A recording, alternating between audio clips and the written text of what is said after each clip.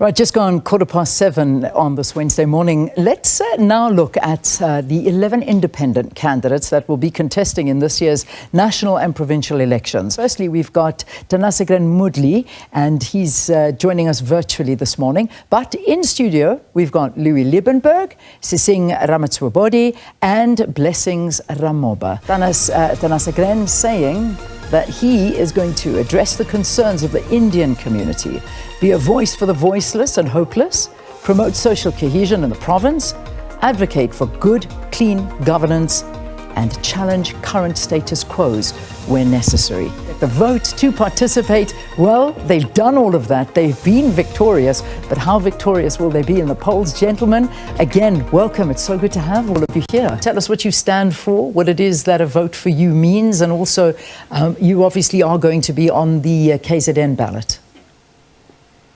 Yeah, firstly, good morning. Thanks for having me. And it's Danasegren, you got that right. Rubenarden Moodley is my full name. So that's on the ballot sheet.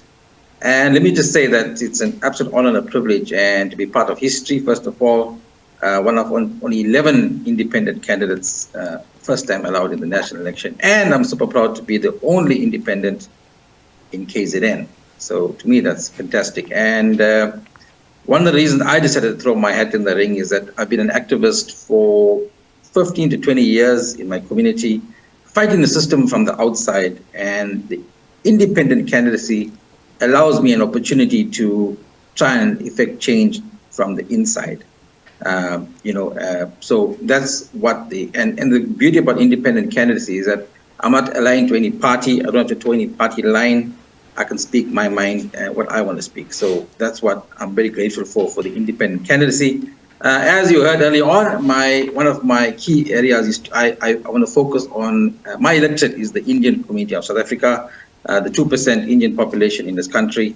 And I want to be a voice for that community, address the concerns of the Indian community. I'm very clear about that. A lot of people say I have a pro-Indian agenda, and that is absolutely correct. Because I feel from the word on the ground is that we are marginalized, sidelined, and discriminated against. Further on to that, as you can see, the social cohesion. Social cohesion, now for me, KZN politics is very different from national politics, and KZN politics has to do with the Indo-African relationships.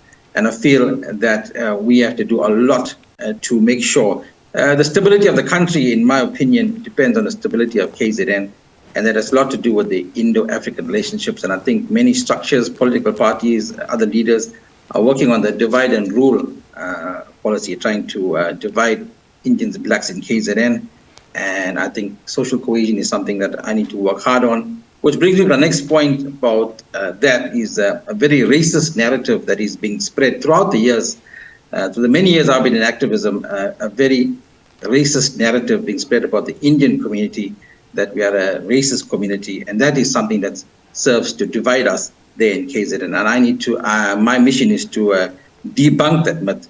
And this was further exemplified in the 2021 July unrest, when the focus shifted from the instigators of what was the biggest riot, most costly riot in our history, but it moved to Phoenix, as they say, and the Indian racists there. So that myth needs to be debunked.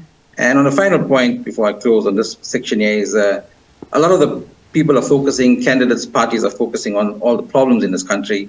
In my opinion, a lot of those problems, 60% of the problems can be fixed by employing the right people for the job. Okay. Employ on merit, and 60% of our problems will be solved. All right, Danasegren, thank you. So nice opening comments, gentlemen. Leading to a leader in KZN, tell us, why should we vote for you? Of course, I'm a comedian to a leader, because we all know Mr. Zelensky went from a comedian and now he's the president of Ukraine and took on the Russian president. So to my people, to my electorate of Chatsworth, Phoenix, Tongaat, Verulam, Stanger, Potchefstroom, Pietermaritzburg, the last Indian voice we had in Parliament speaking our voice, speaking our issues was the late Mr. Amichan Radbansi. He's no more here. I'm the new kid on the block. I'm the new tiger. There you go. The new tiger. That's where...